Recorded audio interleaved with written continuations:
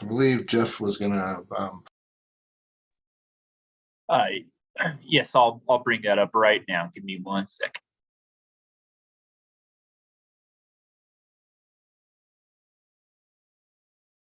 Madam Chair, we are live. Thank you. Thank you, Mr. Cornelius. I'm going to call this meeting of the Intergovernmental Legislative Relations Committee to order. This is the Wednesday, August 2nd meeting. I think all members are going to be here except for Mr. Rael, who could not make it. So I'm going to chair today.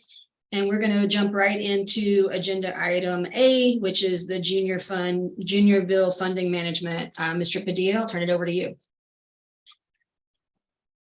Thank you, Madam Chair. I've got Mark Motzko on right now. He's the one that's been leading a lot of the efforts, him and his team. They're working through some issues, not issues, but like through procurement law, state law, all of that stuff to be sure that the the people who are supposed to be receiving the grants get the grants. They've done a good job working through some of the problems and some of the issues. But I'll go ahead and turn it over to him right now just to explain a couple of things and so that the rest of the team knows what's going on. Great, thanks. Welcome, Mr. Motzko. Go ahead. Hi, thanks, committee members, Madam Chair. So with some of these new junior bill grants, they've exceeded over $100,000. We've never had that before. And our chief procurement officer and I have been in conversations based on state procurement code that anything over $100,000 would be in violation of any professional technical contracts that we have. And we're looking at ways of making sure that the nonprofits who have requested the funding get their funding. But if it's $100,000 or over, we're limited to our choices of either bidding the work out or potentially splitting them between multiple nonprofits up to that $100,000 threshold.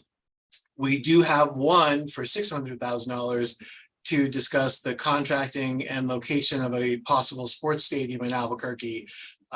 Through our CIP process, we have both architects and engineers that have been procured competitively. That one junior bill issue, because it is so much, won't be as much of a problem or challenge as some of these smaller ones that are over $100,000. With that said, anything under $100,000 that we know is going to go to a specific nonprofit, we have no issues with those.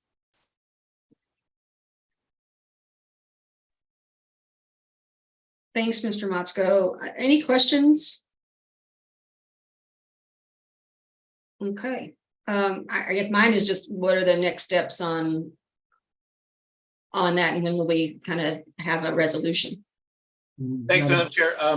So like I said, Chief Procurement Officer Jennifer Bradley and I are working with some solutions. We expect to have them shortly. We've just received within the last week most of, but not all, junior bill grant agreements from the state. So that's a great first step. Usually these grant agreements are months in the waiting. And as everyone knows, junior bill funds need to be expended within 12 months. So we do have more of a head start than any time in my tenure with the city to get these fundings spent with the appropriate nonprofits. So I would be happy to email you and the other committee members the resolution that CPO Bradley and I will come up with. Great, thank you very much. Mr. Padilla, did you have more? Thank you, Madam Chair. No, I just wanted to let you know, like Mark and his team are doing a good job pushing this along. We started to run into this early, even before we got the money, and they've been working on those resolutions since then. If there's any particular nonprofits or any particular grants that any of the counselors that are interested in, please forward that information to us so we can start working those as soon as possible. I know a couple of counselors have reached out, and it's helpful for us to know. Because we know that you guys were behind some of the funding, and we just want to be sure that we're helping you out where we can. Thank you. All right, seeing no questions or comments on this, we're going to move on to item B, which is the congressional directed spending update. I see Mr. Parkinson on. I do not see Mr. O'Donnell. So Mr. Parkinson, do you have an update? Yeah, thank you, Madam Chair and members of the committee. So yeah, I'll just share my screen here. I know, thanks Jeff for sending out the quick presentation I'll have. I know I just talked to John O'Donnell. He wishes he could be here. He's in the Dallas-Fort Worth Airport in transit. But to that, let me go ahead and pull up this slideshow.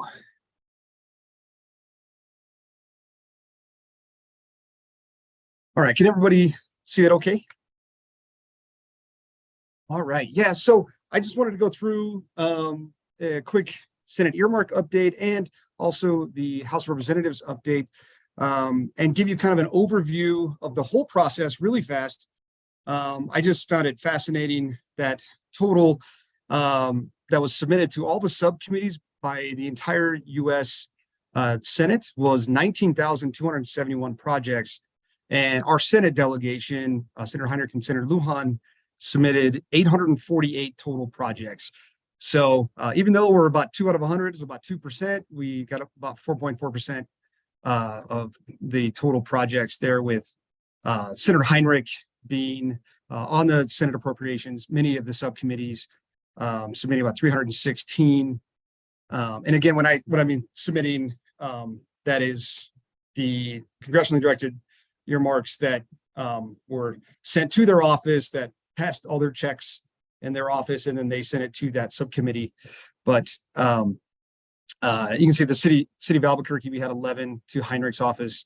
So, and with Senator Lujan, he being the junior senator, we had 532 for all of New Mexico. I just thought these I'm a stats guy, so I thought these stats might be interesting to y'all. Anyway, but as far as what comes out into the draft text, so what is going to be voted on at the Appropriations Committee. So basically what CDS requests are still alive or active and have made it in to the hopper moving forward. There's about a total of 161 for New Mexico, so about 160 million. And I'll do a little comparison with FY22 and 23 here, and I only have a couple slides. But City of Albuquerque, we did have 4 make it in, and some of our submissions again to Heinrich and Lujan were duplicate. We submitted to both of them, and so only one of that shared request or duplicate you can see right here was there was one of those, and the rest were 3 from Heinrich and none solo for Lujan. Does anyone have any questions over that quick run through on that? Okay, I'll keep going. So these are the 4 different appropriations that are in the draft bill text. So it's the APD's gas chromatograph instrumentation replacement and the APD Southwest Police Substation. Additionally, there was one from Economic Development for technical assistance for small business. That is for the Minority Business Development Agency complex that the city runs, is that federal facility that the city runs the program. And then through FCS, through the Homeless Youth Navigation Housing Campus for $3 million. And I just wanted to add on there also in the House, the only community funded project or earmark in the House, they of course use different terms in the different chambers, is $500,000 for Stansbury. I'm not sure how that will shake out since Heinrich put $3 million in. We'll have to see how that negotiation between the House and Senate breaks down. But this is what is currently active and in the draft bill text coming out of the Senate and the House. And just in case you were curious, the next slide has what was not in. So this was submitted and passed the checks of the Senate and House, the Senate office, but these did not make it into the draft bill. So I believe that's 10 or 11 there. It's 11. Yeah, did not make it in. So I can just leave that up. If there's any questions, I'm happy to ask them. And y'all should have this from Jeff's email, and it's titled the FY24 earmark requests as of 8/2, in case you need it as a PDF. And just to finalize Just kind of ending that update. I just want to touch on the kind of the history of it really quick. But if there's any questions, I'm happy to take those on that front. I know I talk really fast. That's just how I have after my 3 o'clock, 2 o'clock coffee. That's what happens. Councilor Bassan? Madam Chair, I'm wondering can somebody just, for my own benefit and brain, I know the North Diversion Channel, I understand that one now, but what's the Alameda Trail? Where's that located? Yes, Councilor Bassan, or Madam Chair, I can answer that question if you'd like. Yes, please. Yes, Councilor Bassan, the Alameda Trail is, if you can, that's the best thing. It's the trail and that started under Councilor O'Malley and then as Commissioner O'Malley on 2nd Street. If you know, they've been that large on 2nd, on the west side of the road where there's the Alameda Drain irrigation channel and storm channel. Along that, there is the wide berth of vacant land on both sides owned by the MRGCD. Commissioner O'Malley and now I guess the policy manager O'Malley, at the time started an effort working with Councilor Benton to begin landscaping that in the county side. The city has also put in money to do its side of the trail, and it's federal money. We've been using STPU money from the Mid-Region Council of Governments. The city part of it would be, the county part goes along 2nd Street. The city part will start basically at 4th and where the drain crosses underneath 4th Street. That's just north of Manal. It's about, I don't know if you're familiar where St. Teresa's Parish is or where the UNM family medical facility is right there. It will then go along that trail and the drain goes from there, proceeds all the way down to probably halfway between 12th and Rio Grande. And we'll landscape that and prepare a trail. Then it will proceed south. At that point, it proceeds south again, halfway between 12th and Rio Grande to where it crosses Indian School, and then goes behind what is known as the Garcia proper, goes through the middle of what is known as the Garcia property development, which is just east of Rio Grande Boulevard, just east of Rio Grande Boulevard, north of I-40, and then would basically conclude about on the north side of a restaurant called the Range Cafe, which is on the northeast corner of Interstate 40 and Rio Grande. And again, that would be to just kind of do some very basic xeriscaping, some benches, and a paved bike trail, and a few xeriscape trees. Thank you, Madam Chair. Thank you, Mr. Minicucci. That was more than I bargained for, and I'm excited. I'm excited about it. Thanks. You bet. All right, any other questions for Mr. Parkinson on the congressional directed spending? No. Madam Chair, real quickly, if I may add a comment from Mr. O'Donnell or the work we've done. Of course. This morning, and I don't know if it's, well, I think what's up on the screen right now, I think will work good enough. We sent out a report from Mr. O'Donnell. And what we were looking at is that now that, Dave, if you could actually, yeah, I think that's even better. Thank you, Dave. That's very kind of you to do that. What we did is that those of us who worked on it for 3 years now, we just kind of did a kind of a postmortem on how things went. So what we did, and I think Mr. Dio can join in because he's been with us for the 3 years too. We looked at how things have been going because, as you know, this project just started 3 years ago. And the first year, as you can kind of see, we did, as you can see, we did so-so. And we didn't, and that kind of was to be expected because one, the Congress had just started their program just about a month before they launched it. So they were this new type of doing earmarks. They were trying to figure out their own way. We were trying to figure out what they wanted. And it was just a learning process for us and everyone. What started to come out of it though was that there'd be kind of this kind of project where we kind of just picked projects that were focused that we know we already had in the hopper. We know we could finish delivering on. And that would offer the congressional delegation some ability to be able to an implemented project that they could help partake in the credit. And we began to get that focus. And we kind of broke it up, whereas about 2/3 came from the administration departments and about a quarter came from council, or maybe 3/4, 1/4.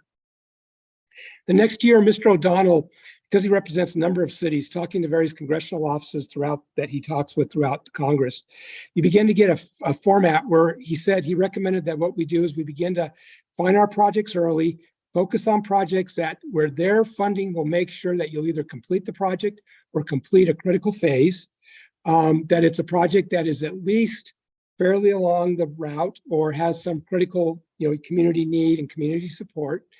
And that we that the administration and the council kind of get their projects together. So again, we did kind of that. 3/4 came from the administration and 1/4 came from council, using that focus formula. And talking with the congressional delegation early, and as you can see, the return substantially improved. This year, apparently, I guess what happened is the administration, if I had it correctly, and maybe Dave can correct me, they received word from one of the congressional offices or multiple that what they wanted was for the city just to send them the list of all their projects and that they would choose. And I think there was a little bit of that. There also may have been some of the administration people were new that were working on it, and they kind of misunderstood what we meant by this, 3/4 administration, 1/4 council package. And so I think that didn't quite get understood. But anyways, we went with that route. And we think that it probably didn't work as well for a number of reasons. One, not all the congressional offices were wanting to see, from what we could tell, us just hand over the projects and they choose. Two, within the congressional offices or office that did request that, there seemed to be some confusion. It seemed like the Albuquerque office, or one or the other, there was an Albuquerque office and a Washington office, and one was expecting us to send all our projects for them to choose. Another part of that congressional office, maybe it's the Albuquerque office, either or, was expecting us not to do that, so they were confused. So we feel that just kind of harmed it, even though we were just trying to do their bidding. So I think kind of at this postmortem now, where we're leaning to is, and it might be a point for next meeting to discuss, is that again, the council kind of go back to, or the council or the administration, the city as a whole, I apologize, go back to just kind of a format of, we pick kind of early, what are the projects that we think a congressional earmark can make a difference in? What do we think it lines up with the goals of the congressperson that's in office, their goals and platforms, and what they're hoping to achieve? And then approach them kind of early with it, explain how this will help, and just kind of go back to that format. And though they may want a list of projects to choose, probably, try just do our best to explain to them, we think that this, by us bringing you a project that works well for your goal, and that you can see a definite achievement with the money you dedicate, that, kind of commensurate from that point of view, that we think that'll get you the farthest. And so we're kind of thinking that might be more the formula to go with. And so with that, I thank you for the comment period on that, and I'll stand for any questions. Thank you, Mr. Minicucci. Any questions? Madam Chair, Go ahead. I just want to put in my 2 cents that, when we get an influx of information, that it's nice to have things prioritized so that it makes things a little bit simpler for us. So it's nice to see this graph, and I hope that we go back to a similar format as what was done last year, especially if that's what Mr. O'Donnell and Mr. Kyriakis are recommending as well. I completely agree. And I also think that one other thing that we should do, and hopefully Councilor Bassan and I can work on this, is just make sure that we are getting early input from other counselors on those priorities for this year, so that we are really, honing in on what's most likely to be of interest to our delegation, and really, that big blue bar of 24.3 million is really impressive, but we didn't get a lot of that. So I'd like to be able to focus in and really prioritize and get more money for all of the city of Albuquerque projects. Thank you. And Madam Chair, if I may make one more comment, I forgot to add to it. Of the 6.6 million you see, about 5 million of that is from projects that they funded last year. So again, they in the end, they too seem to focus on those focused, achievable projects. So Right. It makes sense. And we're still learning, but $6 million is a lot of money, so we'll take it, but we can always improve. So any other questions, comments All right, thank you, Mr. Parkinson, for that presentation, Mr. Minicucci for all the information. I think we'll move on to agenda item C, which is the Albuquerque Federal Grant Program Development. And I think we're going to go back to Mr. Parkinson and Mr. Hertz on this one. So take it away. Thank you, Madam Chair and Councilor Bassan and members of the committee. So Jeff, I understand, right? I'll go first. And is that kind of the order? All right, cool. So yeah, I just wanted to provide a kind of overview of the city, our process, and then some of our updates and actions and expansions that we've been doing. So I've invited my colleague from the Department of Finance and Administrative Services, Mary Ann Kemp, to join me in this. And Mary Ann, if you would like to introduce yourself. Thank you very much. Thank you, Madam Chair, Councilor Bassan, Councilor Pena, and the administration. My name is Mary Ann Kemp. I am the grant administrator for the city. My team is housed in the Department of Finance Administrative Services Financial Reporting Division, and we help provide high-level oversight of all city departments' grants and their management of them.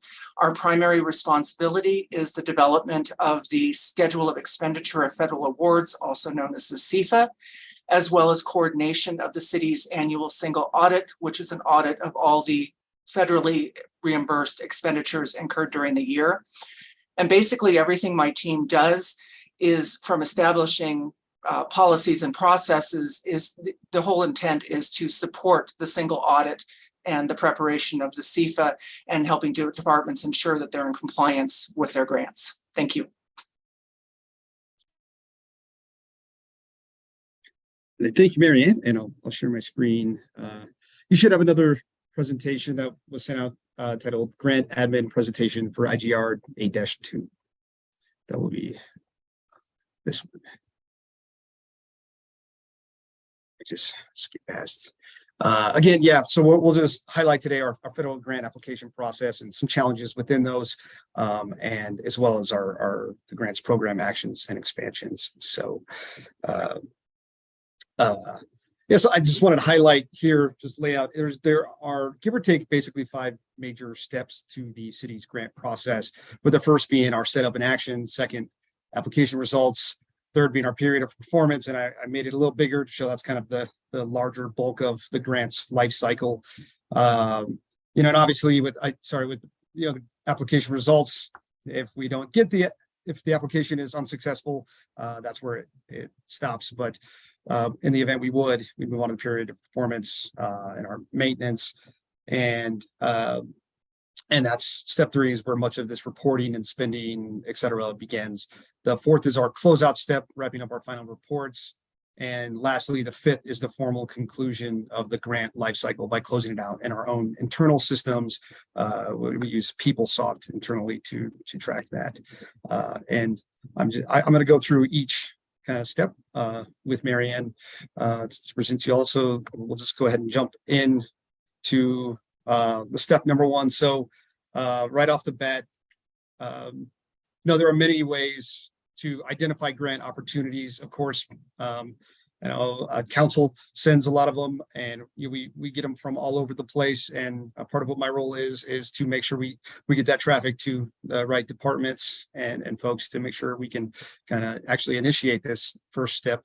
But once it's identified, a pre-application conference should be scheduled, and we're going to go into detail in that in just a moment. But that's with the department program and fiscal personnel, and the grant administration team, which is Mary Ann's team, and DFAS, and budget, legal, and purchasing. Additionally, of course, we must have the legislation submitted to council, and then the grant application, we should have it submitted before its due date. So, before moving on to the next section, one challenge right off the bat here that I occasionally hear is personnel capacity in regards to writing grant applications, as well as federal reporting and compliance. But we may not have a solid communication with fiscal or program working together right away for various reasons, like we may have new personnel or just other various reasons.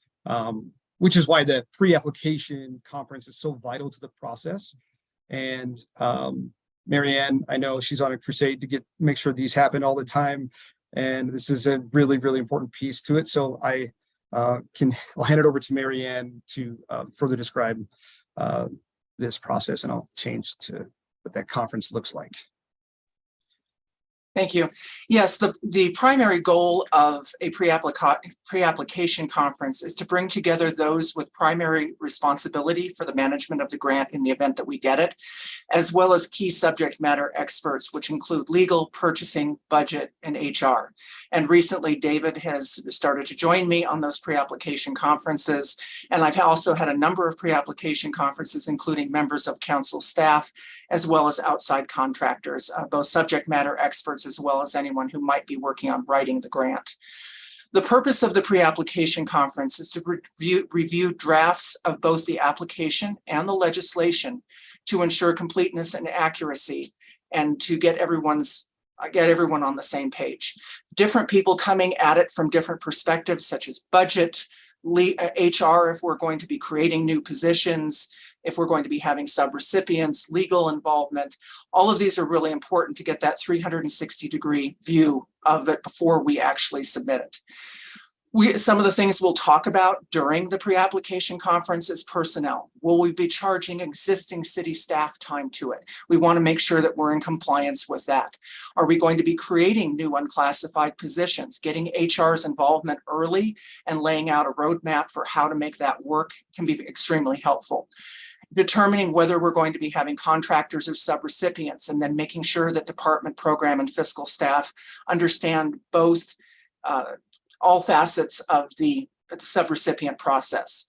Understanding any long-term compliance and obligations. Are we purchasing property? Are we going into hiring grants where the city's going to take on additional positions long-term?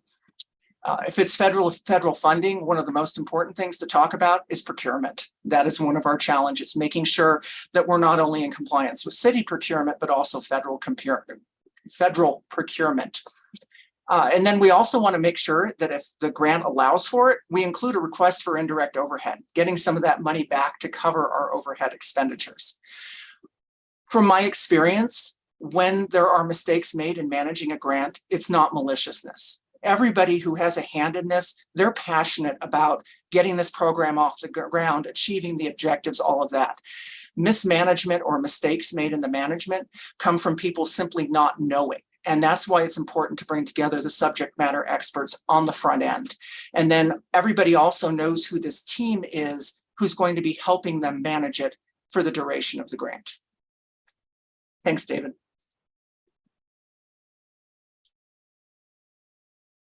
I have a quick question on this part. Would you like for me to ask it now, or do you want to go through the whole thing, Mr. Parkinson? Thank you, Madam Chair. I feel like you could ask it, but if it's specific to pre-application conference, for sure. Yeah, it's specific to the pre-application conference. So, one of the things that sets us apart is that we are the first city that has a Justice 40 initiative.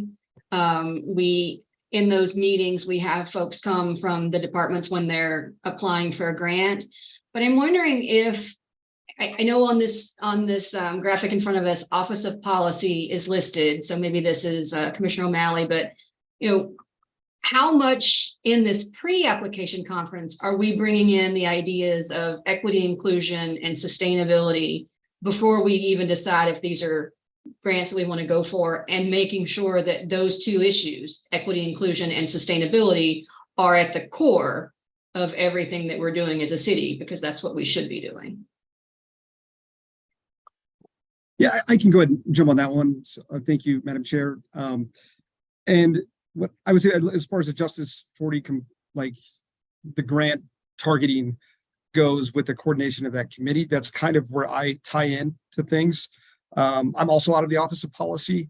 I'm under Debbie, and I provide some assistance to Justice 40 occasionally on some more technical aspects, and I'm going to touch a little bit more on that later. But to your specific question, regards on the search, a lot of the federal grants, right, will have this Justice 40 piece, and where we're pulling in Justice 40 Oversight Committee is where those grants that have that component already existing. But where I kind of come in then is I track and look for Justice 40 grants that fit your question with sustainability and equity, and working with the Office of Equity and Inclusion, we look at what we should target and then share that out to the different departments as far as saying, here's a good target and we should do this because of equity and inclusion priorities. Okay, thank you. I appreciate that. But I just, for the record, we're telling the people of Albuquerque that everything we do as a city has equity, inclusion, and sustainability consideration. If we're only doing that in grants that have a J40 requirement, we're not doing that for everything. And so I would just like to, say for the record that when we're considering grant applications, equity, inclusion, and sustainability, we do have an Office of Sustainability, should be included in that expertise that Ms. Kemp was discussing, to really make sure that those two foundations that we say are foundations of how the city of Albuquerque works actually is included in this pre-application process whenever, for everything, not just things that are specifically labeled as J40 funding. But that's it. Go ahead. Well, thank you, Madam Chair. I do appreciate that, and I've noted it down as something I can follow up on also to see for how do we to just clarify a little bit more than what my answer was. So, is there any other questions as far as step one goes? All right. So, of course, real quick, moving on to step two.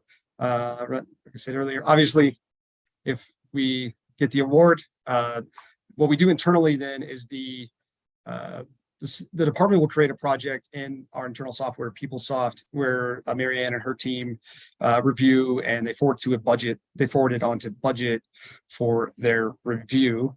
And then I just wanted to jump quickly onto step three.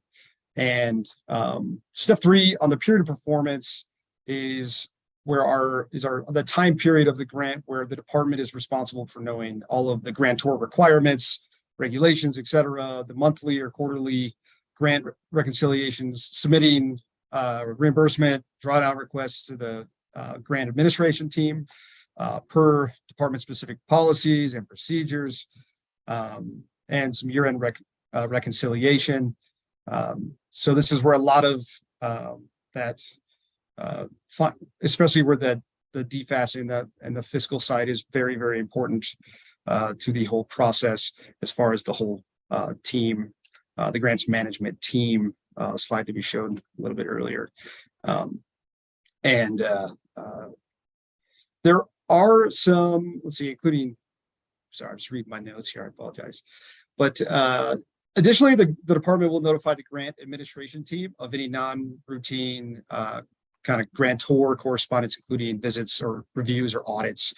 And this is where some other challenges exist within the process. So I'd like to hand this back to Mary Ann to add some things here and kind of talk about some single audits that could occur during this time period. So, I do want to lead by saying I've been in my position now for almost 9 years, and I have seen tremendous progress with departments in terms of getting their full buy-in and utilizing PeopleSoft to the degree that we have implemented the functionality.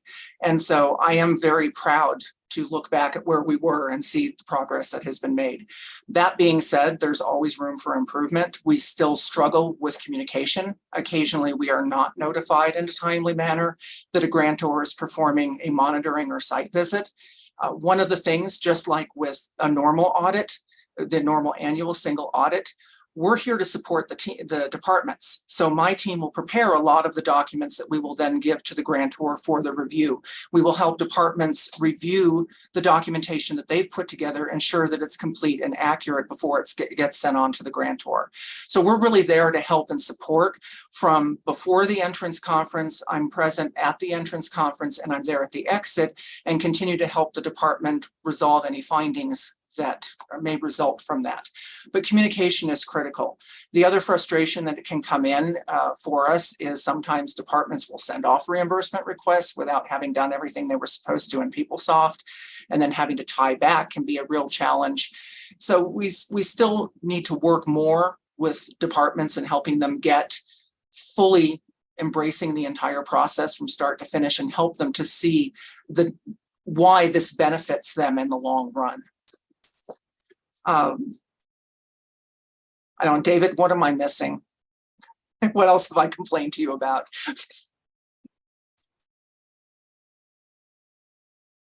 Oh, not much. We're always positive and chipper.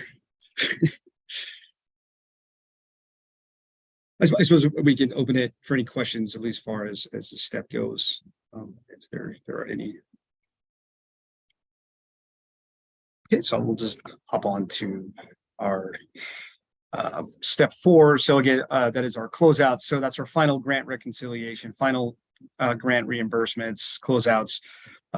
We finally reached the end of the line for step 4. And as soon as that's done, we reach then promptly step 5, which is we can celebrate because all the work on that grant is done. So that life cycle has concluded. So we close it out in our internal software. And that is pretty much the summary of our life cycle and process within the city. I just wanted to highlight that. I thought that is pretty important. And there's a couple other things I have one more slide we'll chat about, but I can, if there's anything else to be added or any questions about the overall process or comments, of course, I'm open to any of those. Madam Chair. Yeah, go ahead. Madam Chair, yeah, I'm excited to hear about this process and hear some of the details. It's not, I mean, we have an idea of what happens, but this is great. Will you please make sure, if you haven't sent it already, to make sure to send over these slides, because I think it would be great to be able to reference them if needed in the future.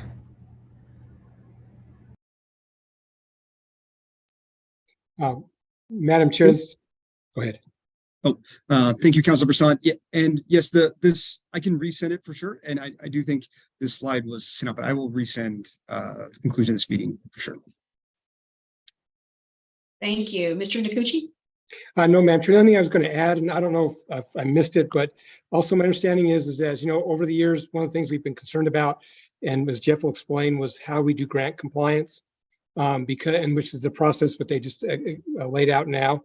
My understanding is, and I don't know if Mary Ann or Dave want to go into a little bit more, that the city now is about to have an on-call contract to a firm that will give a comprehensive grant services, both grant writing, grant compliance. That with that one, I don't know if Mary Ann or Jeff or Dave want to cover that a little bit. Or I think maybe it's coming. Yeah, thank you, Tom. That's part of the final thing we have. But if there's no more questions, then that's a good pivot onto our final.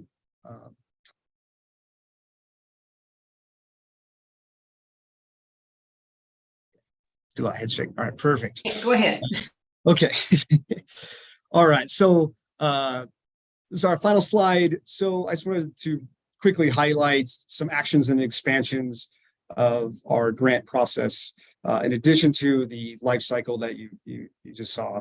I'll turn it over to Mary Ann to talk about some of the current actions that are ongoing. Thank you. Yes, so number one would be the importance of the pre-application conferences, getting all those key stakeholders in a room together. We do regular training with the department. We'll do annual training, and as we notice an issue that keeps recurring or there's a prevalence of it, we will create custom trainings. We will also provide custom trainings to the department. So all they need to do is come in and ask us. And one of the things we've done, David has joined me with it, is we're actually doing department training and going over entire grants management, discussing the code of federal regulations and different things. So all of that is always available to departments. We do have a quarterly grants user group meeting called a GUG, not the most attractive name, but that's what it is. There are monthly purchasing liaison user group meetings. Those are incredibly helpful. They're led by purchasing, talk about current issues, upcoming changes, much like we talk about in our GUG meetings.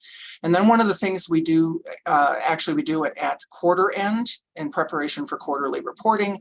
And we also do it at year end. And we're now doing 2 months of what we call office hours. So 2 days a week, my team were online on Zoom for an hour and a half to 2 hours at a time. We open breakout rooms and departments can come and get help, and we'll go into breakout rooms and work with them one-on-one. So we do our best to provide all the support to departments that they could possibly need in order to help them meet their deadlines. David? Thanks, Mary Ann. And I had to ask her this afternoon to remind me what who the GUG was, and it's the fiscal staff on that one. So meaning that that'll pivot into the upcoming with the potential programmatic GUG. But I just wanted to highlight other current actions going on. One being Justice 40 in the sense of that oversight committee has been developing some useful tools to assist both the city departments and the community with the Justice 40 application components, where it overlays an EPA environmental justice screening tool map that based on census data, as well as city locations. And it's a really useful tool when trying to look at how we fulfill our commitment to the Justice 40 and to the grant requirements. And David, finally, if I could interrupt you, because I think Councilor Chair Peeblehorn brought up the issue of are we seeing every grant the lens, the Justice 40 essentially lens when we apply? And so this is a initiative from the Biden administration, but clearly there are some grants that have that Justice 40 component and then others that don't. Is that what you're basically saying, Madam Chair? Sort of, Commissioner. I think that my conversations with the administration have all verified my belief that every project that we do should be looked at through a lens of equity, inclusion, and sustainability. And that's certainly, backed up by the fact that we were the first city to have a J40 committee formed. But my concern is that we are only looking at those equity, inclusion, and sustainability lenses on things that lend themselves easily, which means that for, some large percentage of the projects that we participate in or the grants that we apply for, those lenses are missing. And so I just would like to see if there's a way in this process to make sure that everything we do is looked at through those two lenses: one, equity inclusion; two, sustainability. So what, is our Office of Equity Inclusion and our Office of Sustainability, in addition to the Justice 40 Oversight Committee, really being involved in the development of each of these proposals? And so, Madam Chair, I was wondering, is that sort of the understanding, or is that an ordinance of some kind that says that we will do that? I'm basing this on conversations with folks in your office. If we need an ordinance, I guess we could, but I think that the public messaging has been from the city of Albuquerque that those two lenses are important and would be used for all projects. Thank you.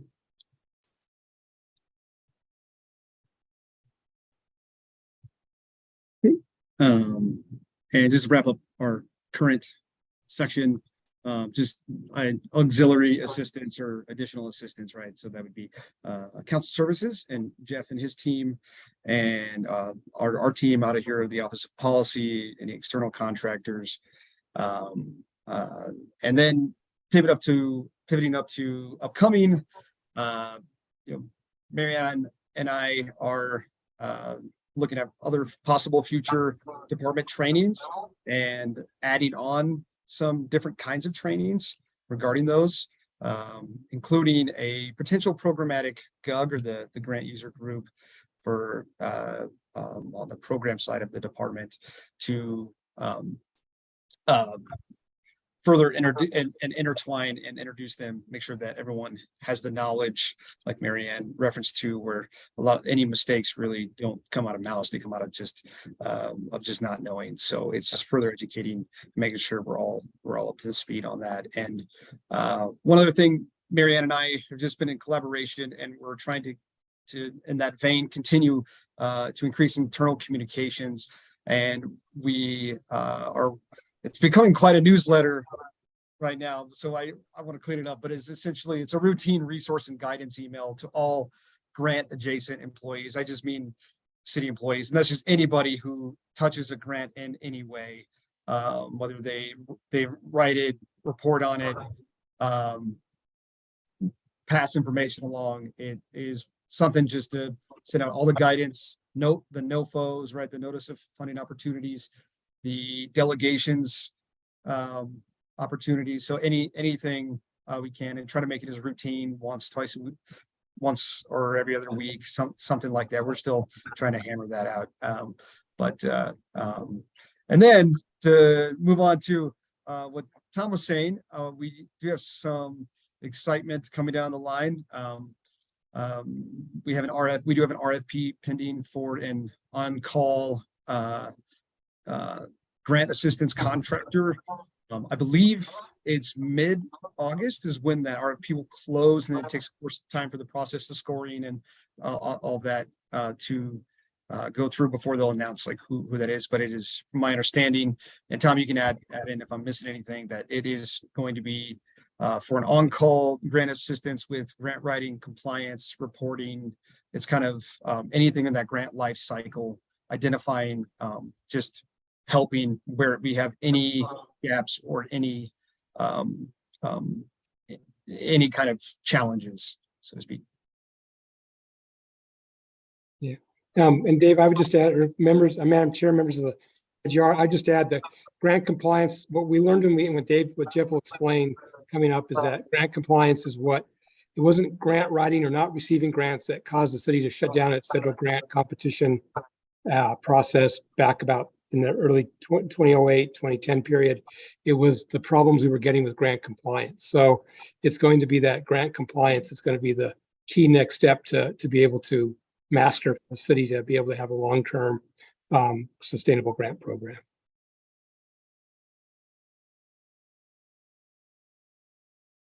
Okay. Thank you, Tom. And Madam Chair, I just wanted to highlight one last thing. Just some, to me, it's kind of exciting. There's some U.S. and that will be relevant, I think, maybe down the line. There's some U.S. Senate legislation, that's Senate Bill 2286, Streamlining Federal Grants Act of 2023. It's a bipartisan legislation with 4 co-sponsors of 2 Democrats, 2 Republicans. And I'm working with John O'Donnell and to kind of keep an eye and see how it plays out, and see if it's got any potential success as far as legislation goes, and what that means for mid-sized cities like ours. And with that, Marianne, is there anything else you would like to add? Nothing, thank you. Any final questions? I am not seeing any questions. I believe Mr. Hertz had some additional items on this. Is that true? Madam Chair, members of the committee, yes, I'm ready for my presentation whenever David's all finished up, if he's done. So, yeah, thank you, Madam Chair. Committee.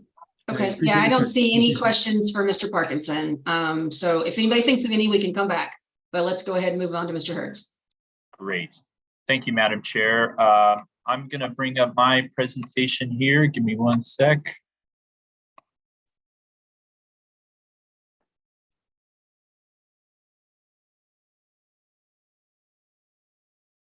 Okay. Can you guys see my screen? We can. Great. Okay.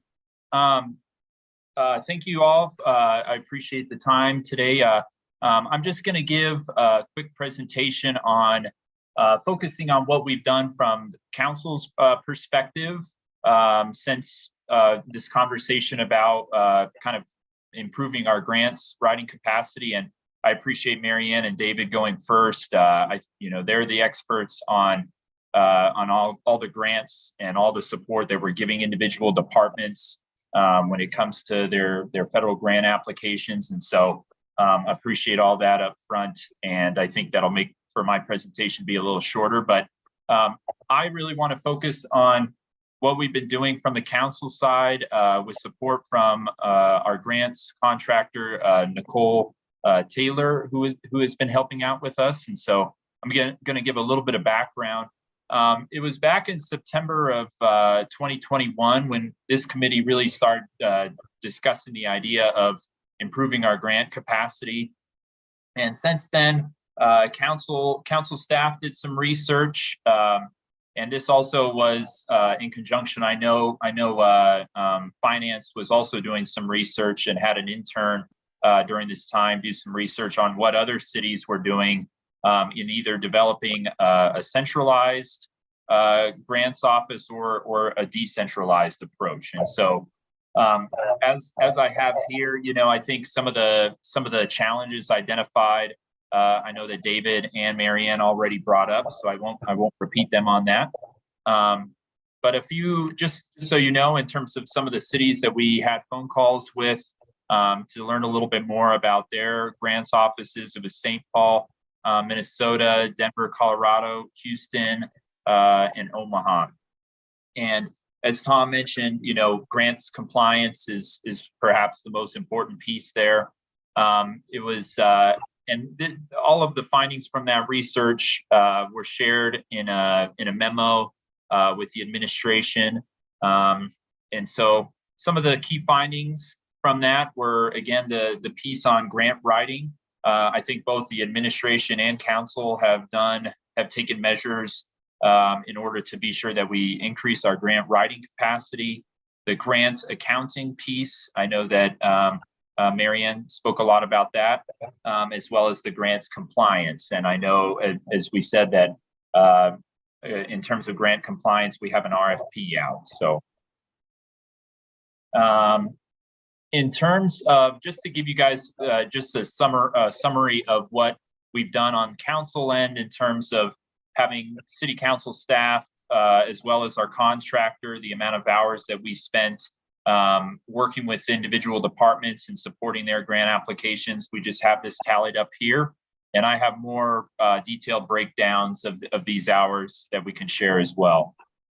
But in terms of the inputs and then the outputs, I wanted to summarize what we've done since January of last year. We've looked at a wide variety of grants, right? And a big part of this is Nicole doing a scan to kind of keep a good track of what grants are coming out, staying in good communication with the counselors and our council staff to be sure that that both the counselors as well as the individual departments that might be applying for these grants are up to speed with what grants are available, right? And so we've had 8 grant applications that we've pursued and submitted, and then 3 grants that have been awarded to individual city departments, right? And so the 3 that I have outlined here, one with senior affairs, one with environmental health, and one with arts and culture. And I'll go into a little bit more detail on those. These were the 8 grants that were applied for with individual departments. I've listed the grants as well as relevant legislation that goes with that. As Marianne was saying, when it comes to that pre-application conference, it's important to have legislative staff, budget staff, and a variety of expertise is at the table in order to move both the application and the respective legislation forward. These were the 3 grants that were awarded. I'm sorry, this is a little bit of a duplication, but one thing we're trying to do in kind of our analysis of the inputs and outputs going into grants is we want to be sure to track not only how many hours both city staff and contracting staff or contractors have gone into each grant application, but also what are the specific outcomes. And of course, it's a little early for some of these grants that we've been awarded to see what the true outcomes are. But we did hear back from Senior Affairs in regards to the COVID-19 and influenza vaccine grant that we received. And so these were some of the specific outcomes that we've heard back from Senior Affairs. This was about a month ago.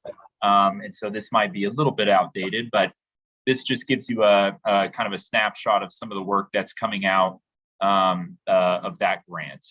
And again, we want to be sure to try to keep track of this for all the grants that we receive moving forward.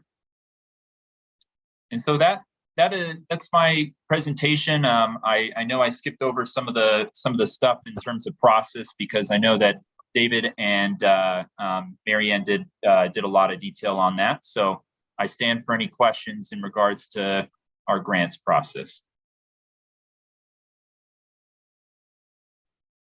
Any questions, comments? Okay, well, thank you to Mr. Parkinson and to Mr. Hertz for the details on this. I am excited about, really getting this down to a specific process with lots of good backup and making sure that we're implementing these the right way and that we're not going to get in trouble with compliance issues. So I think it's great, especially now with all the federal funding that's coming out that we are eligible for, that we have a process in place to actually accept those funds is really good. I still don't see any hands up, so I think we'll move on to the next item, which is federal lobbyist reports. We don't have a federal lobbyist on the line. Is there anything that you wanted to say here, Mr. Minicucci? Madam Chair, no. Mr. Donnelly says he's traveling, but he'll have something next time. Okay. And I also do not see our state lobbyist here. Tell me if I'm missing someone here. I can't see everyone, but so I think we'll skip that for now and we'll get back onto those federal and state reports at our next meeting, which brings me to my question of when is our next meeting, Mr. Minicucci? So historically, ma'am, we had the was policy of the committee to have one every month. So if that is true, we would have one which is, I believe, the first Tuesday or first Wednesday of September. We do have to check because that might be coinciding. It shouldn't conflict with Labor Day, I don't believe. It does should not. be on Wednesday. So we would have it on that first one. I have to look at the exact date. We would do it this time for the agenda. And I guess I'll send out an email to the members of the IGR and give you all about a week. You can get back if there's any agenda items or 2 weeks on it. But the two agenda items that we as staff see as coming up here into the future, and I should point out, it'll be actually, excuse me, we'll go back again. It would be Wednesday the 6th would be the first Wednesday of September. But the two items are, one is discussing just kind of, and it may not be too long, but it's just basically to discuss what would be the plan of actions going forward for the city's state legislative efforts this year, and what would be for the CDI efforts. So that's two items that would be brought up.